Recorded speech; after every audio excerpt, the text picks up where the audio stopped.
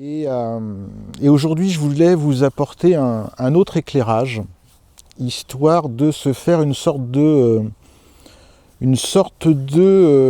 gros électrochoc, avec, en prenant même du second degré, de se dire, et si tout ça, c'était pas dans nos têtes? Est-ce que c'est pas dans vos têtes, dans nos têtes, ma brave dame? On est un petit peu, ou beaucoup, des addicts, le fait d'avoir des addictions compulsives. On peut avoir des addictions au travail, de toutes sortes. On peut avoir des addictions à des séries télé. On entend beaucoup parler de Netflix ou de ce genre de choses, c'est-à-dire d'être dans un appétit incroyable de regarder une série parce qu'elle vient nourrir notre curiosité, nos émotions, et comme ça on peut rentrer dans un phénomène où on est spectateur de manière compulsive d'une série qu'on veut voir, revoir, on attend les prochains épisodes, et on s'alimente comme ça d'une nourriture, d'un extérieur à soi-même,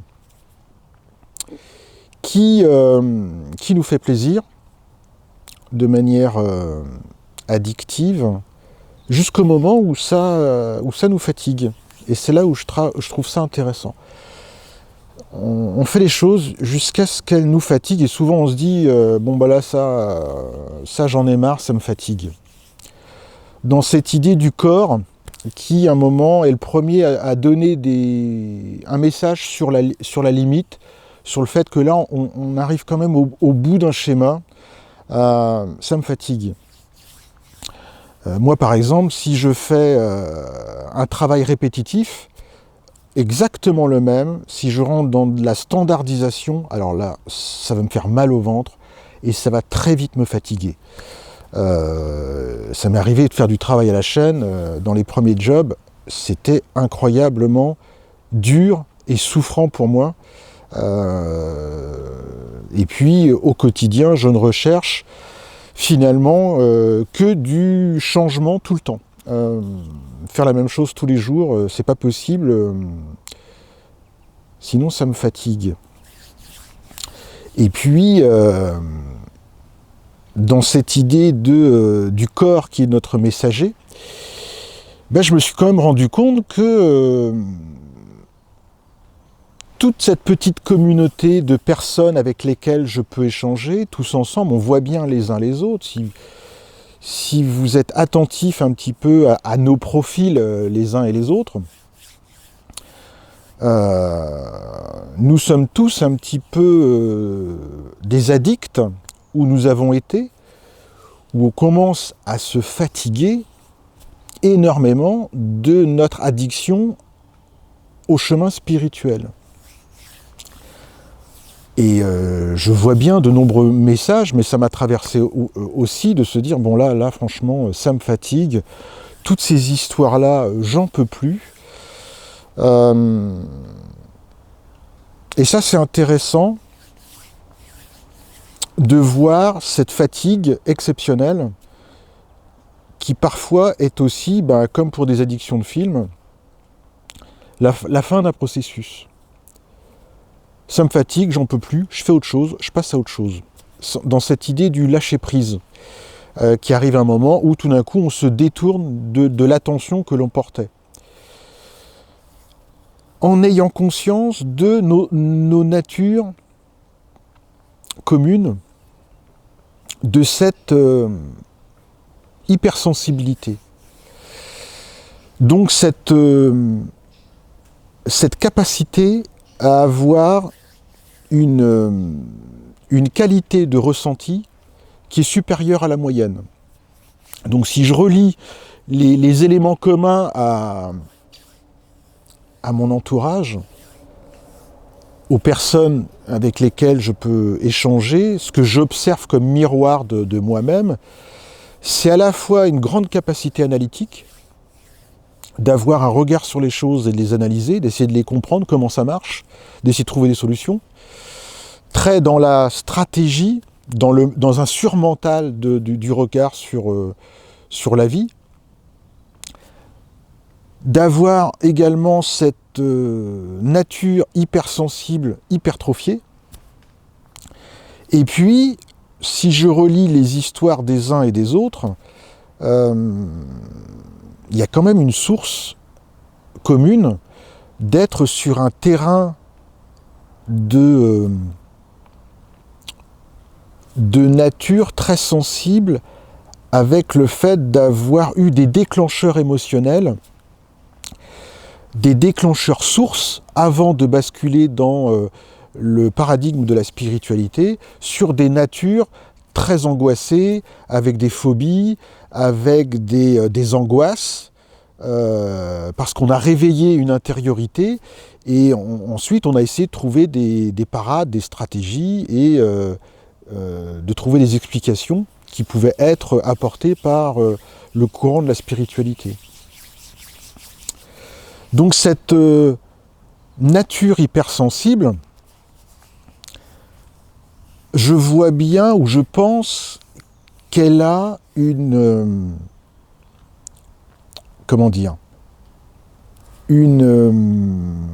un déclenchement qui me semble venir un petit peu de l'extérieur. Je vois bien qu'il y a un mécanisme d'ouverture sur un champ collectif. Ce que je veux dire par là, c'est que c'est comme si on avait un potentiomètre, un bouton, qui faisait un réglage sur notre capacité d'ouverture intérieure, de ressenti, et que ce potentiomètre, ce volume de réceptivité de notre sensibilité, je vois bien qu'il se réveille chez beaucoup de personnes au même moment, dans des grandes phases de vie. Alors cette réceptivité intérieure fait que notre capacité de sensibilité, elle se retrouve impactée par le spectacle que l'on a sur l'extérieur à soi, le spectacle de notre vie extérieure, mais que cette sensibilité, elle est aussi soumise au spectacle intérieur de notre inconscient, des énergies, mais aussi de tout notre patrimoine émotionnel, de tous nos greniers intérieurs et de tous nos bagages qui sont eux aussi des déclencheurs de toutes nos phobies et de toutes nos angoisses. C'est un petit peu comme si on avait accès au grenier des horreurs en permanence.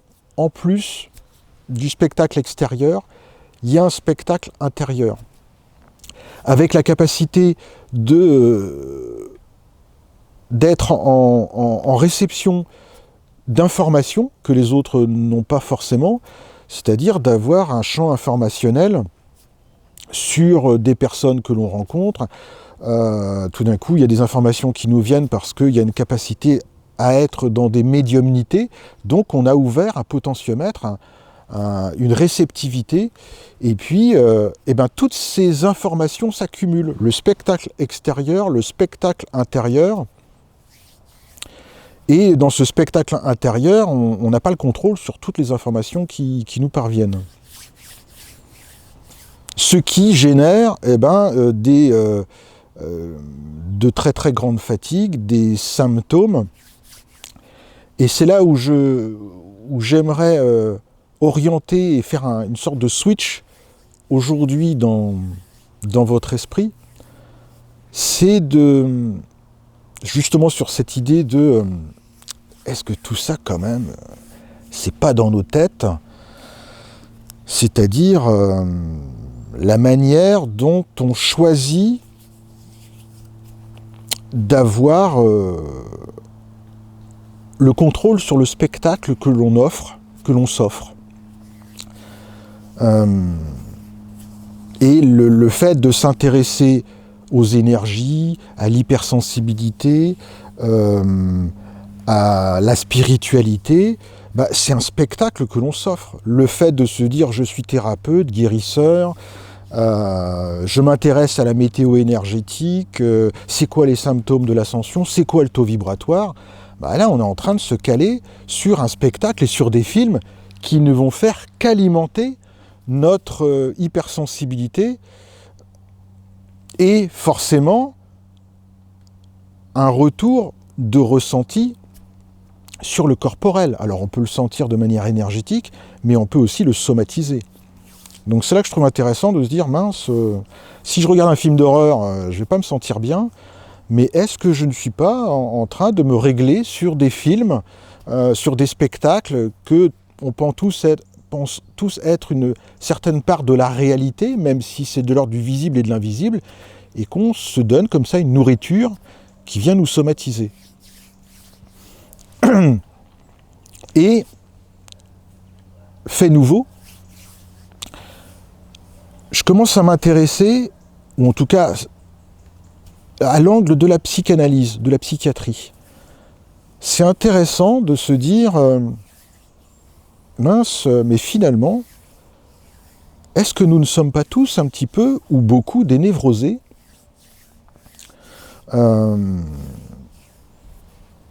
C'est intéressant de le constater pour se dire, finalement, nous sommes tous, je suis parti de mes angoisses, de mes émotions, de mon hypersensibilité à faire face au quotidien, au travail, à la vie, aux relations avec les autres. Et puis je suis allé comme ça dans le champ de l'explication spirituelle. Mais quand on lit ou quand on relit les mécanismes de la psychiatrie sur cette histoire de névrose, c'est très intéressant de se rendre compte que cette somatisation, ce rapport au corps, à la sensibilité, au ressenti, est en miroir de l'information que nous nous donnons. Et si je regarde la manière dont je trouve des parades, et nous trouvons des parades pour s'acclimater et apaiser nos hypersensibilités, c'est intéressant de voir de quelle manière on essaye de tromper notre mental, notre esprit, pour trouver des subterfuges qui sont peut-être, ou pour beaucoup, des placebos. Et on appelle ça des guérisons. Mais peut-être qu'on est simplement en train de s'offrir de nouvelles histoires intérieures. Je vous donne un exemple. Si, dans la vie du quotidien, si je me dis le matin, waouh, voyons, les énergies, elles sont vachement fortes, j'ai encore regardé des informations sur les réseaux sociaux de gens qui disent, waouh, il y a encore eu la pleine lune, ça booste en ce moment, là, je commence à m'ouvrir sur le canal hypersensibilité réception. Je me sentais un petit peu patraque en vertige. Et puis, donc, je suis en train de confirmer mon logiciel de pensée. Et puis, si j'ai mon gamin qui m'appelle pour me dire, est-ce que tu peux venir me chercher à Vannes, j'ai besoin de toi. Le fait de prendre la voiture, le fait de rentrer dans la voiture, ça va me rendre malade, parce que je vois bien que ça fait écho à mes névroses, à mes phobies, de me sentir enfermé, d'avoir la ceinture de sécurité, de prendre la 4 voies. Et là, je suis pas bien, je suis en train de me désancrer et de me dire « Waouh, qu'est-ce que ça booste aujourd'hui les énergies, je me sens pas bien dans la voiture ». Et donc ma parade, c'est de trouver des subterfuges placebo, de me dire, même si ça me fait mal, même si ça vient me chatouiller sur le plan émotionnel, allez, je tiens la barque, je peux faire des bruits, j'essaye de faire des diversions à mon mental pour dire non, là il faut que j'aille chercher le gamin, sois courageux, prends la bagnole et je fais ma trajectoire, bon an, mal an. je vais être pas bien du tout, avec des claustrophobies, des phobies, jusqu'au moment où j'arrive, je retrouve mon gamin, je suis content, et là, je switch dans mon esprit en me disant « Ah là, c'est bon, je rentre à la maison, ça va être moins délicat, plus qu'un quart d'heure à tenir, je vais rentrer dans ma sphère de sécurité, et là, comme par hasard, j'ai plus de ressenti de ce que je croyais être les énergies, le désancrage. Tout d'un coup, je retrouve ma vitalité et tout va mieux. Donc, je trouve très intéressant d'avoir la capacité de se dire à quel moment je laisse la part de cet état d'esprit, de ce paradigme, de l'histoire que je me raconte, de la grande histoire de la spiritualité, des énergies, des symptômes et tout ça. Ouais, ok, je le ressens, je suis dans cette hypersensibilité, mais tout d'un coup, si je trouve des parades, j'arrive à créer des effets placebo qui me font tenir la route, et tout d'un coup, je retrouve une vitalité. Et c'est intéressant de voir, sur le plan de la psychiatrie, de quelle manière, à la fois, quand on se retrouve dans des terrains d'angoisse, d'insécurité, le fait de somatiser, le fait d'avoir des ressentis dans le corps, et ce qui est super intéressant aussi, c'est de voir la lecture des troubles compulsifs. C'est-à-dire quelles sont les manières dont nous trouvons des actions, des actes qui nous permettent de compenser avec le corps, avec des actions, cet inconfort intérieur, on fait des trucs, quoi. Alors moi j'ai une compulsion, un TOC, c'est que je nettoie beaucoup ma voiture. Ma voiture, il faut qu'elle soit nickel. Et j'aime pas du tout quand elle est sale. Donc, ok, je fais avec. Mon TOC, c'est ma bagnole. Il faut qu'elle soit nickel, comme si elle était neuve. Et si elle est sale, j'aime pas ça du tout. Donc souvent on me dit, waouh, ta voiture, elle est propre. Bah ouais. Forcément, j'y passe du temps. Je trouve ça intéressant. Je vous oriente sur cette idée-là du TOC, du nettoyage compulsif. Est-ce que j'ouvre la porte? Est-ce que nous ne serions pas tous, dans la thérapie, des petits ou grands névrosés, et nous réalisons un trouble obsessionnel du comportement qui est celui du grand nettoyage, et on veut nettoyer les auras, on veut nettoyer les maisons, on veut tout nettoyer énergétiquement, on veut enlever l'ombre de la lumière, c'est-à-dire qu'on fait des comportements psychiatriques sur un paradigme qui est celui de la spiritualité et qui alimente de manière somatique nos angoisses, nos phobies, et on le ressent dans le corps. On en fait même des métiers de guérisseurs, de thérapeutes, de coachs, qui sont nécessaires. Je ne suis pas dans la critique, je suis juste dans la constatation de la manière dont nous nous comportons les uns et les autres, de manière sociale, pour trouver des parades qui, à mon sens, sont utiles,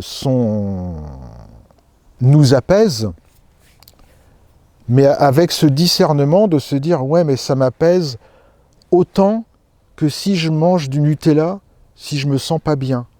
C'est-à-dire que si je ne me sens pas bien, je vais essayer de trouver un acte qui va me faire du plaisir en compensation. Donc, moi, mon acte de plaisir en compensation, c'est de venir ici sur un lieu énergétique aller dans la nature, et ça me fait du bien. Et je crois qu'il y a une grande illusion, et j'en ai été pénétré à mon tour, c'est de croire que c'est parce que ça fait du bien que ça guérit. Non, quand ça fait du bien, je pense que ça apaise. Ça fait juste du bien là où ça faisait mal.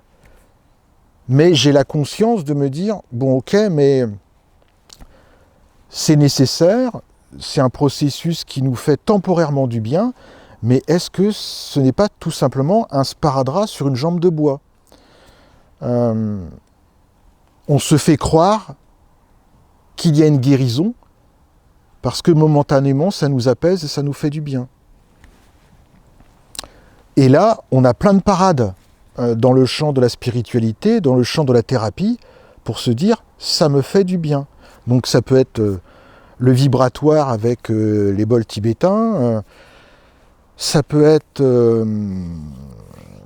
des techniques où on fait diversion de l'esprit, donc tout ce qui est de l'ordre de l'hypnose, c'est-à-dire qu'on change le programme, on dit aux personnes, bah voilà, tu avais un programme qui était celui de fumer, je te reprogramme autrement, maintenant tu arrêteras de fumer et tu te sentiras bien, et on le fait ça pour nos intériorités. Sauf que dans le champ de la spiritualité, on va très très loin dans ce nettoyage compulsif qui est celui de se dire ouais, j'ai des bagages émotionnels, bah, je vais travailler sur moi, sur mes mémoires cellulaires, puis c'est pas assez, non, bah, je vais aller dans les vies antérieures, et puis là j'ai peut-être un bagage émotionnel qui vient de mes familles, de ma famille, ah bon mince, il y a un bagage encore à nettoyer, et je vais aller chercher chez ma famille d'âme, et puis après ma famille galactique, c'est infini, et on peut faire le nettoyage comme ça,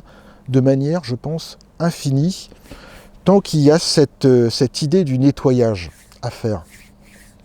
Jusqu'au moment où on se dit, bon ben là, je lâche prise, peut-être que finalement il n'y a pas à nettoyer, et juste à accepter les choses telles qu'elles sont. Ça c'est le plus dur.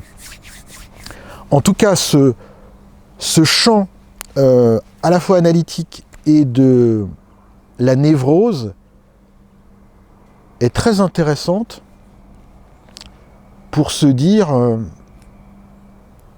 est-ce qu'on n'est pas tous en train de se raconter des histoires ? Et c'est là où c'est le plus dur de décrocher avec ces histoires-là, pour se dire mince, moi j'aimais bien ces histoires, j'aimais bien cette série Netflix sur les dragons, les licornes et les fées, mince, si on me dit que c'est pas vrai, moi ça me faisait plaisir d'être un thérapeute ou une thérapeute. Est-ce que tout ça c'est faux alors ? Et j'aime bien, pour moi-même, ce switch, de se dire, allez, je coupe avec tout ça, momentanément, je le revois d'une autre manière, c'est-à-dire que je le quitte pour le retrouver sous un regard différent plus tard. Et rien que de faire cet exercice de switch, j'ai retrouvé en vitalité.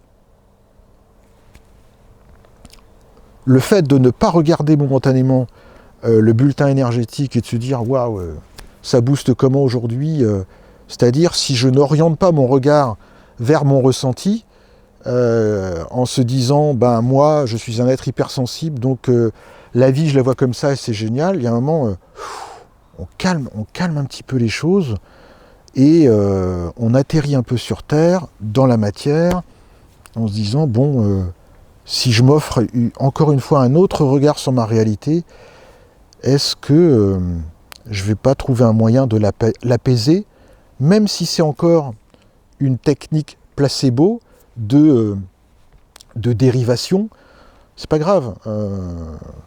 Quand il y a l'esprit qui est trop plein, les ressentis qui sont trop pleins, bah des fois c'est bien de revenir au corps, à la matière, faire une marche, faire comme le FT, des techniques qui nous permettent de dériver l'esprit pour switcher, comme si on était à un moment tellement pris dans notre spectacle